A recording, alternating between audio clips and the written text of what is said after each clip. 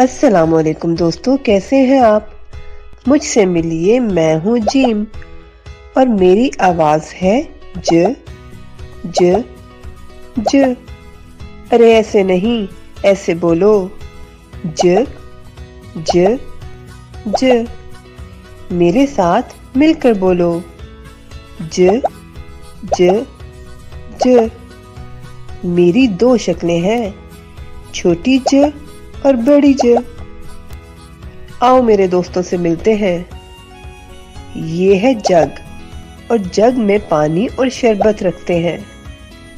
ये जहाज है और जहाज में बैठकर हम दूसरे शहर और मुल्क जा सकते हैं। ये जाल है, जाल से हम तितली और मछलियां पकड़ सकते हैं। ये जलेबी है, जलेबी बहुत ही मीठी और मजेदार होती है। सब लोग दूध में जलेबी डालकर बड़े शौक से खाते हैं। ये सब छोटी ज के दोस्त हैं और इनके शुरू की आवाज ज है। अरे अरे अब इनसे मिलिए। ये है ताज और ये है अनाज। पुराने वक्त के बादशाह ताज पहनते थे और ये सुनहरे रंग का होता है।